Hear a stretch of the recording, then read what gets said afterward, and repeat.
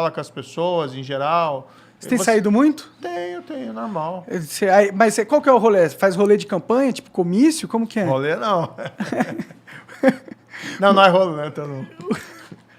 Não, veja, a gente está em fase de pré-campanha. Tá? Então, assim, não tem comício, nada desse tipo. Entendi. Você, na verdade, o que a gente tem feito alguns eventos, conversar com as pessoas, às vezes falar alguma coisa, fazer exposição.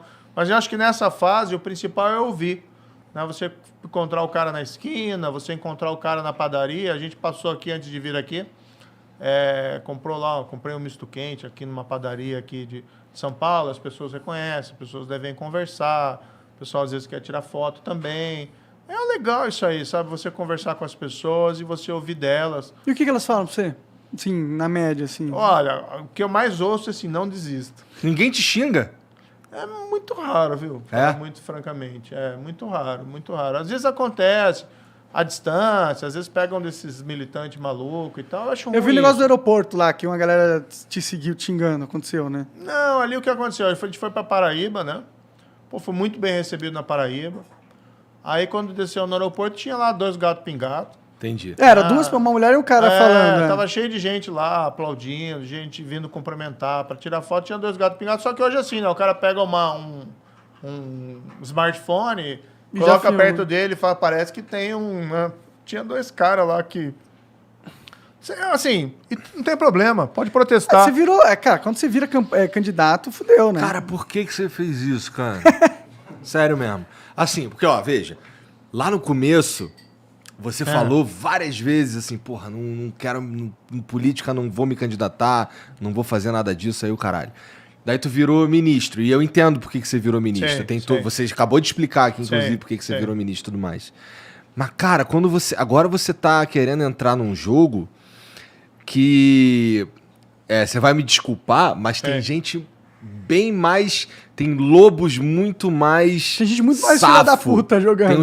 É um jogo diferente esse, cara. E assim, é um jogo que, além de colocar um alvo nas tuas costas, ele meio que... Eu sinto que ele descredibiliza um pouco o trabalho que tu fez. Tu não sente isso, cara? Eu acho que as pessoas têm que entender o seguinte. Se a gente... Se as pessoas... Desculpa eu ter colocado... Se as pessoas que são corretas, as pessoas que são honestas, se a gente não se interessar pela política... e não for para mudar o país, então, assim, vai ficar sempre como tá aí. E quem te convenceu, cara? Quem chegou com essa ideia? Eu estava trabalhando no exterior, para ser muito franco para você, e fiquei olhando o Brasil. Aí você vê assim, puxa, nos últimos 2 anos, né, você teve uma tragédia humanitária, que foi a pandemia. Mais de 620 mil vítimas brasileiras, no mundo inteiro, né, uma tragédia, mas aqui no Brasil, 620 mil vítimas. Você vai ficando triste com isso. Você vai vendo as pessoas com dificuldades econômicas, o desemprego está aí, quase 13 milhões de pessoas, sem falar quem está subempregado, com dificuldade. Esse negócio de fila do osso. Começaram a aparecer aquelas notícias de novo de gente caçando lá no sertão lagarto para comer. Então, as coisas assim, tristes. Do outro lado, né, você vê essas decisões lá de Supremo, principalmente, parte do Supremo. Eu respeito o Supremo, acho que tem bons ministros lá. Tem outros que eu tenho uma opinião mais negativa, bem negativa, tá? Mas tem gente boa lá, o presidente atual do Supremo, o Luiz Fux, é um cara bom. Tu não pode malhar o Supremo ou tu pode ainda? Porque daqui a pouco, vamos dizer que tu se torne presidente, tu não pode mais malhar o Supremo, né? Qual foi a minha opinião? Eu nunca trago isso pro lado pessoal, entendeu? Então, o que aconteceu? Eu fiquei indignado quando tiveram essas anulações. Então, anula, quiser... dizer lá que o cara foi condenado injustamente, porque ele é inocente, tá? Quiser anular a decisão, reformar a decisão, dizendo assim, o cara é inocente, né? Você errou. O que eles fazem? Porque eles sabem que não é isso.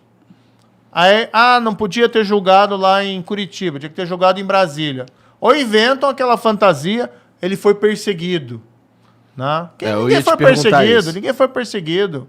Né? Se a gente lembrar as audiências, o que aconteceu. Né? O Lula nunca teve prisão. Quem decretou a prisão do Lula foi o tribunal em Porto Alegre, que eu cumpri.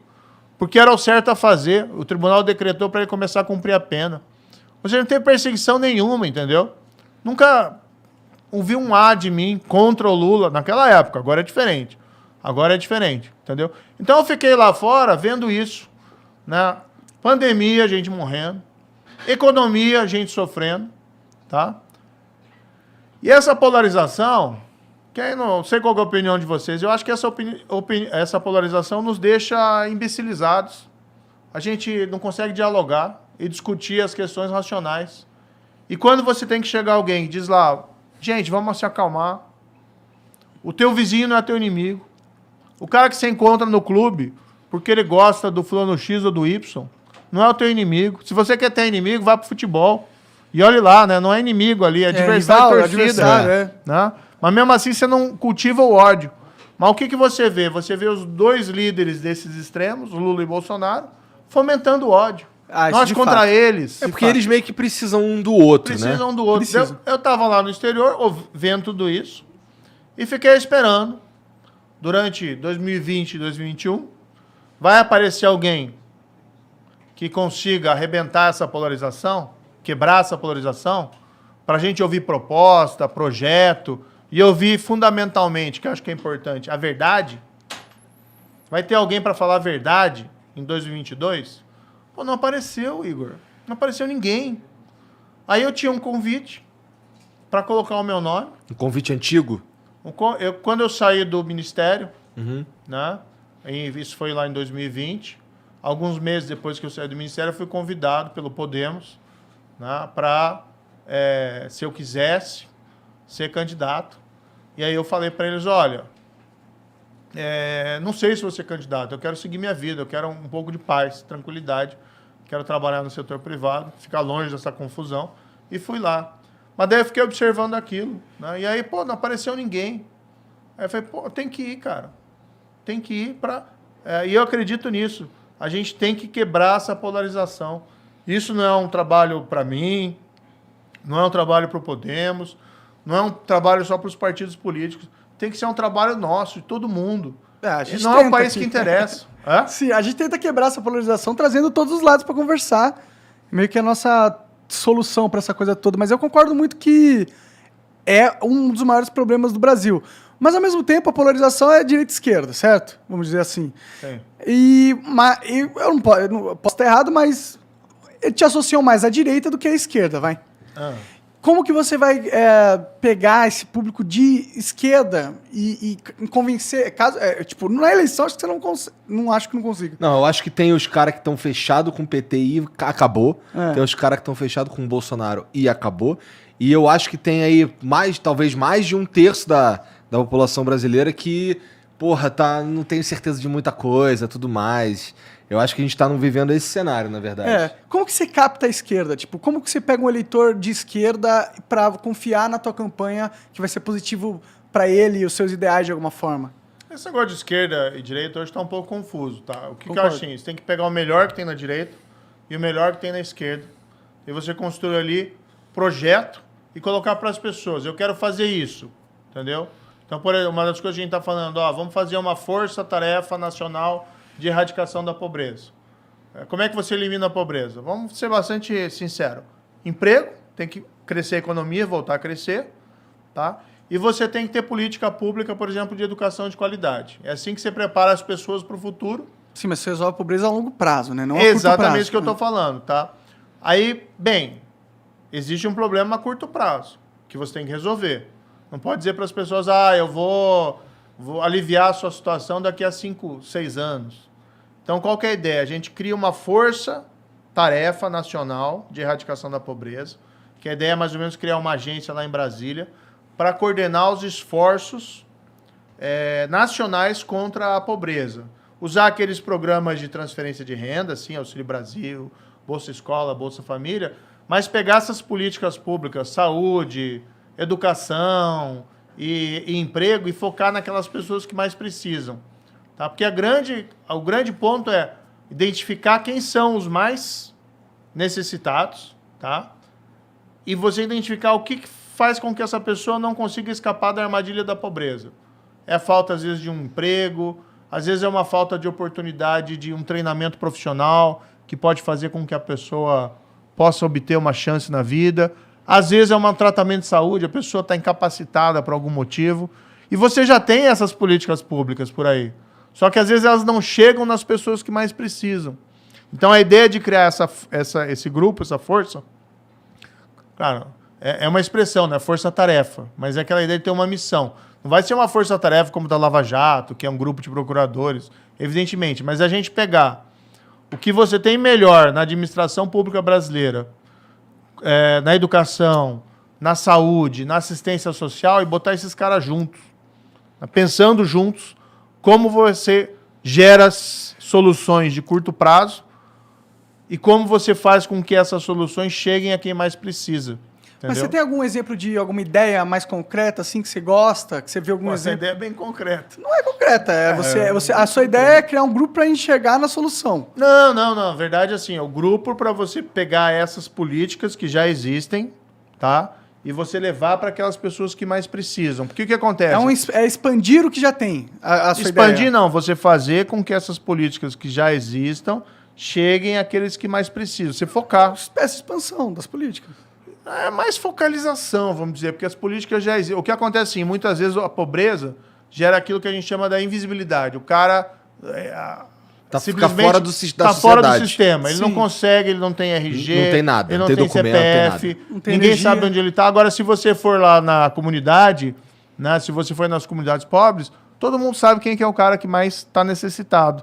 E às vezes você tem o governo, não consegue chegar lá, porque não tem um sistema que funciona, porque não tem alguém que está olhando. Então, exatamente qual que é a ideia? Você criar um grupo específico que tem uma missão. Ó. Tua missão é reduzir a pobreza. Aí você pega aqueles caras que mais precisam, você vai lá e vê qual que é o problema daquela família.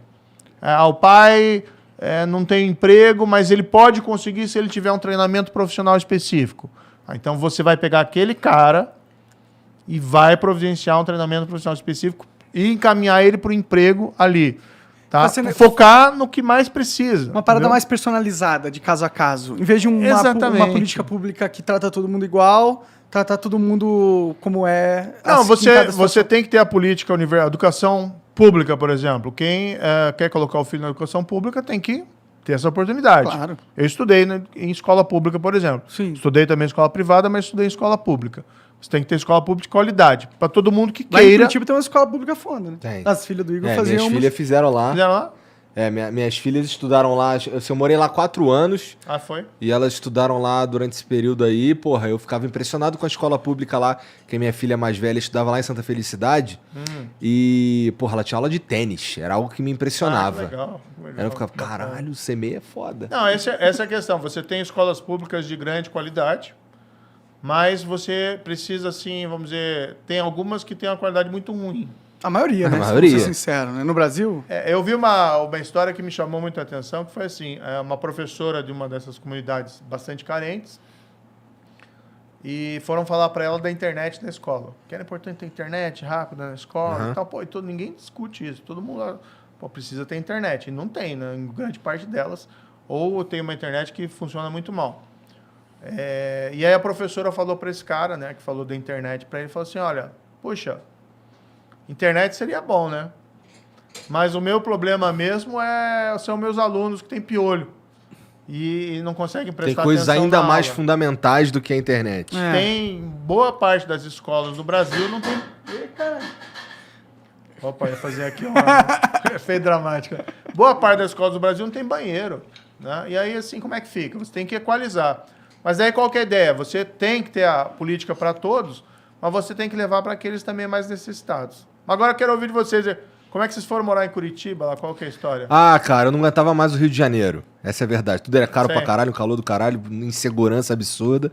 E eu tinha muito medo de... Um dos meus maiores medos, na verdade, era uma época que tava na moda roubar carro com criança e tudo dentro. Então, um dos meus maiores medos era que alguma coisa acontecesse com a minha família. E foi uma época que a internet começou a me pagar tanto quanto eu recebia como professor.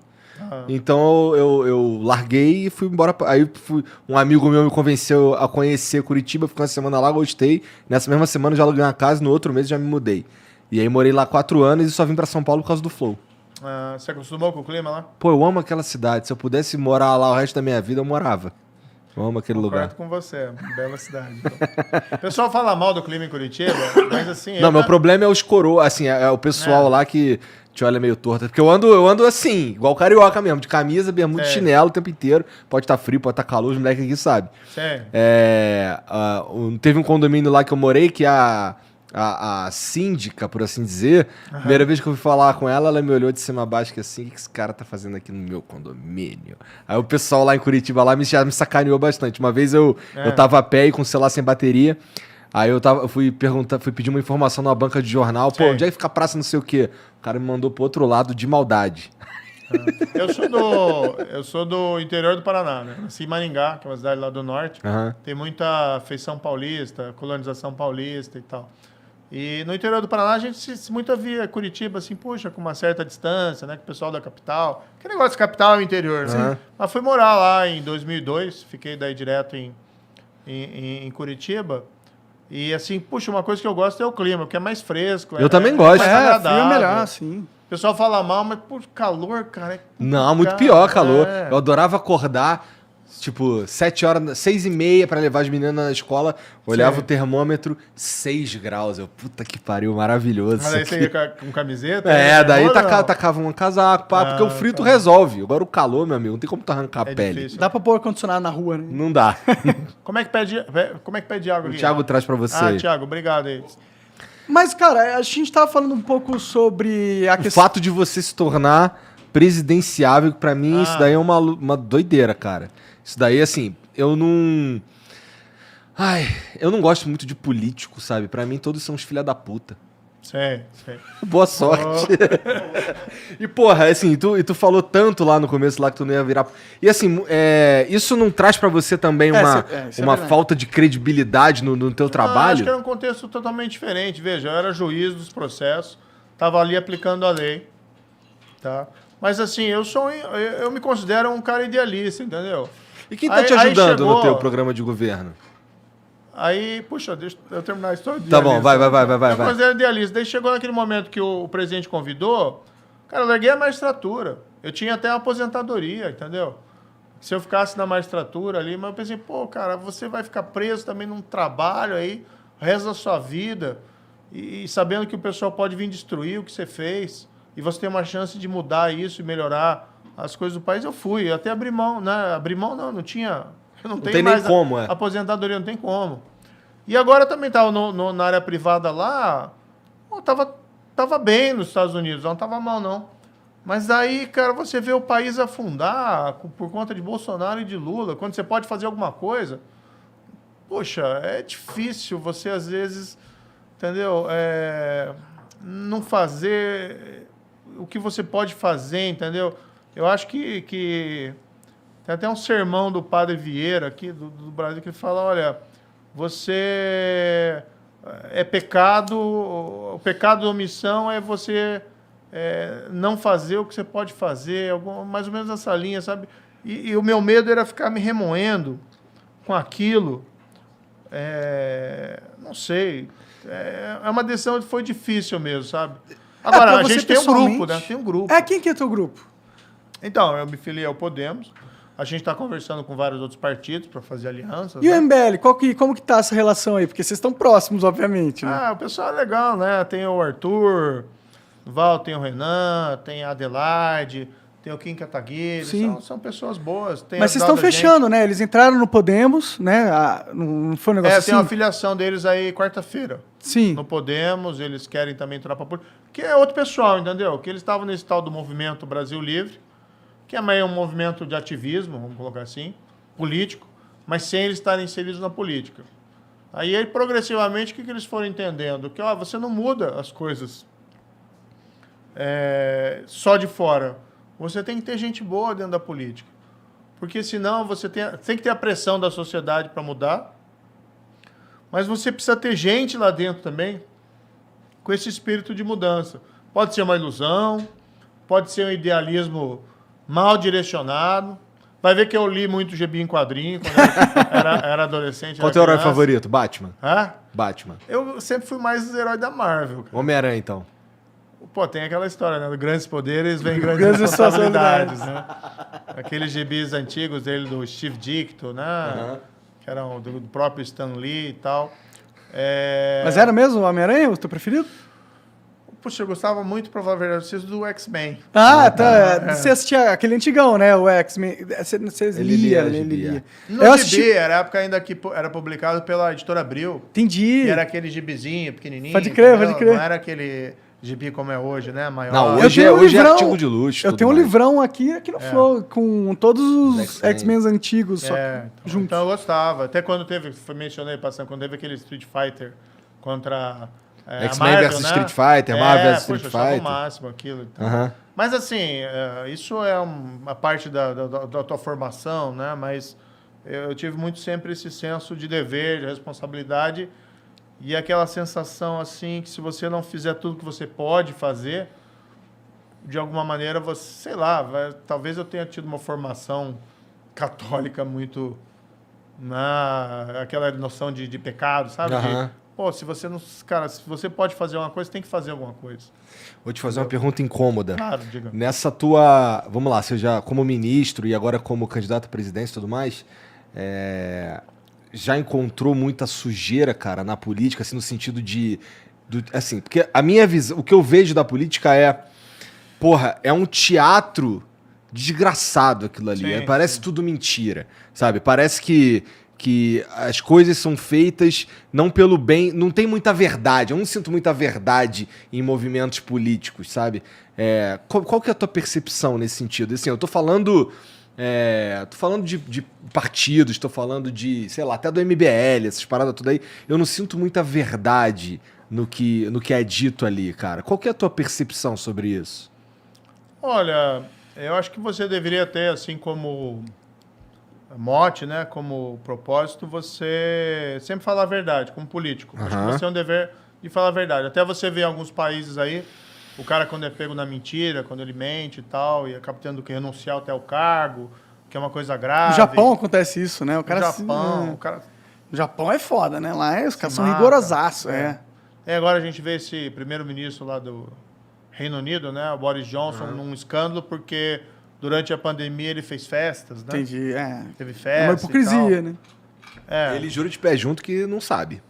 Mas foi na casa dele, né? Pois é. Beleza. Então, acho que o primeiro dever tem que ser sempre falar a verdade. A gente, infelizmente, vê muito da pessoa mentindo, que está na política, e não sofre nenhuma consequência.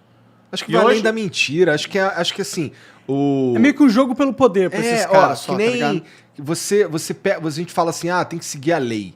Mas a lei, muitas vezes, ela não é exatamente moral. Por exemplo, o Bolsonaro lá com o lance do dinheiro do apartamento, que acho que era o dinheiro de moradia que ele falava que usava pra comer gente. Um bagulho assim. Sim. Assim, não é ilegal, mas é imoral. Tem muita coisa que tá aí nessa área cinza, sabe? E eu vejo muita gente na política atuando nessa área cinza, que é uma área imoral e que fica na beira do ilegal, mas não é de fato ilegal. Então tu vê certas coisas acontecendo que me deixa puto, sabe? Assim, e eu falo isso pros dois lados, assim, há muitos argumentos, inclusive, que a Lava Jato atuou na área cinza, com as coercitivas, com soltar áudio. Quando você lança os áudios, uns áudios que não tinham nada a ver com, tipo... Não mostrava nenhum crime ali, tá ligado? Veja, eu na época, eu vibrei... O áudio da Dilma conversando com o Lula, tipo... Não vou te nomear ministro, né? O que o áudio dizia ali? Sugeria que ele ia ser nomeado ministro para escapar das investigações. Eu sei, mas é tipo... Isso veja... Isso é importante pra investigação, entendeu? A vazar pra mídia... É uma parada que, tipo, parece que você está agindo politicamente como instituição Lava Jato Monark, também. Vou te dizer o seguinte, se você não tivesse tornado tudo público na Lava Jato desde o começo, não tinha durado 2 meses. Era importante a opinião pública, com certeza. Importante você colocar, o que está acontecendo é isso. E o que a gente está fazendo é isso. Então, qual foi a adesão que a gente tomou desde o início? Não vamos ficar escondendo mal feito de gente que fez coisa errada. Então, estava tudo nos processos. A gente não decretava sigilo nos processos. O processo era processo eletrônico na internet. Então, todo mundo tinha acesso. Então, a gente seguia um padrão. E o padrão sempre foi esse, olha, eu até falava brincando, a justiça não pode ser guardiã de segredos sombrios dos nossos governantes. O governante tem que ser transparente. As pessoas têm que ter direito de saber o que fazem os seus governantes, mesmo quando fazem coisa errada. Vamos colocar um exemplo aqui, o Watergate lá do Nixon. Porra, mas eu sou 100% a favor disso. Não. Só que veja, quando vocês atrapalharam o processo do Lula se tornar ministro, eu confesso que na época eu tive uma sensação catártica ali. Eu não queria que ele se safasse mesmo. Mas assim, há argumentos de que aquilo ali tava nessa área cinza que eu tô falando, sabe? Não era exatamente ilegal, também não era exatamente legal, também não era exatamente moral ou imoral e tudo mais. Não, era uma moral dúvida era. meio... Não. Na minha opinião, eu gostei, sabe? Mas eu sinto que... Eu também não gostei, consigo... mas deu armas pra depois os caras virem te eu não derrubarem. consigo... Eu acho que deu. Não, mas eu as não consigo armas que contra-argumentar os caras que argumentam que isso aí foi sacanagem. Não, entendeu? mas as armas, o que vem é o que eles estão fazendo agora. Ah, não, então esqueça a corrupção, esqueça que tentaram obstruir os processos, esqueçam que o país foi roubado, né? O problema foi o PowerPoint do Deltan. Uhum. Né? Então, assim, é diversionismo. Claro. Né? Você está querendo tirar o foco do realmente que é a coisa errada, entendeu? Então, você fala assim, o áudio, né?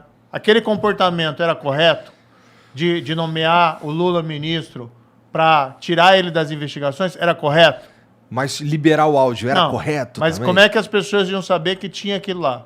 Mas elas concordo como? contigo. Como iam saber? Se a gente pegasse aquilo lá, botasse dentro do travesseiro, sentasse em cima... Mas foi de Ninguém meio não quer legal saber. que as pessoas ficaram sabendo disso? Foi decisão judicial Entendi. que levantou o sigilo. Entendi. Depois disse, não podia e tal. Não, tinha... Eu proferi uma decisão, a meu ver, tinha para na lei. Entendi. Né? Depois o ministro lá entendeu, que não podia e tal. Bem, Eu discordo. não tô entrando no fator de que eu acho que foi, tipo, ajudava a mídia. Eu acho que a gente tem que saber de tudo que acontece Também na política, nos políticos, que é o poder público. não, eu acho que é isso. A Lava Mas eu Jato não foi consigo isso. dizer que aquilo também não ajudou a quem queria descredibilizar o trabalho da Lava Jato depois, entendeu? Porque eu acho que vocês poderiam ter conseguido o que vocês queriam sem aquilo e Não talvez conseguia, não Bonardi. Se conseguia. você não colocasse essas coisas Ele teria virado ministro? na vitrine, né? Se você não colocasse coisas na vitrine, o processo não durava 2 meses. Entendi. Quando a gente começou, já tentaram, num primeiro momento, lá soltaram todo mundo. Daí a gente explicou o que tinha acontecido, lá o ministro voltou atrás. Aí começaram a aparecer os casos, olha, suspeita que o dinheiro foi para o deputado X, para o senador Y. Isso que fez, né, com que a gente Não pudesse consigo discordar prosseguir. desse ponto. Não Eu acho que a luz aos maus feitos gera indignação da população exatamente. e Eu gera também, apoio eu à também. Lava Jato. A minha questão é só, assim, eu tô, na verdade, advogado do diabo aqui. Sim. Não sei se, assim... Eu sinto um pouco, ouvindo argumentos contrários à Lava Jato e tudo mais, que, porra, eles têm razão do ponto de vista... não sei se é legal da coisa, mas assim, não sei se todos os argumentos que eu escuto são o devido processo legal foi meio que violado aqui, porque esse daqui, ele solta aí e depois pede desculpa e foda-se, tá ligado? Não teve nada disso. A decisão foi tomada com base na lei. Você pode até discordar da decisão. Foi uma decisão com base na lei, tá? A interpretação que eu fiz, todas as decisões foram assim. Mas a lei não é com meio base na foda? lei. Que A lei esse lance você interpreta, esse você lance toma uma decisão. da área cinza. Mas assim, a lei o que ela quer? A lei quer que, por exemplo, quem rouba arque com as consequências, seja julgada e seja punida. Então, o que eles querem é exatamente que a lei não valha para isso. E o que a gente fez na Lava Jato? Me diz aí um cara inocente que foi preso na Lava Jato. Lula. Tô brincando. Cara, não tem um assim, daí se me falasse assim, olha, esse cara era inocente, vocês prenderam, pô, eu ia ficar triste, porque assim, eu sabia que alguém tinha sofrido uma injustiça. Aí eles falam criminalização da política, né, que a Lava Jato criminalizou a política, disse, não, o que a Lava Jato disse? Que os caras cometeram um crime, políticos cometeram um crime, e tem que ser punidos. Que crime? Crime de opinião? Né, porque deu uma opinião contrária aí que o pessoal entende. Não. Porque o cara recebeu suborno. ou o cara pagou suborno. Quem foi preso na Lava Jato está nessas duas categorias. Ou pagou suborno, ou recebeu suborno. Depois vem o tribunal e diz, tinha que ter sido julgado lá em Brasília, não em Curitiba. Sinceramente, né? Eu fico indignado com isso. Eu fico indignado. Na verdade, é desculpa para livrar os caras. Eu sei. Eu respeito lá o judiciário e tal, mas, pô, pelo amor de Deus. Não, ó, você pode respeitar, mas eu não tenho o menor respeito pelo STF. Desculpa. Eu não tenho, cara. Pra mim,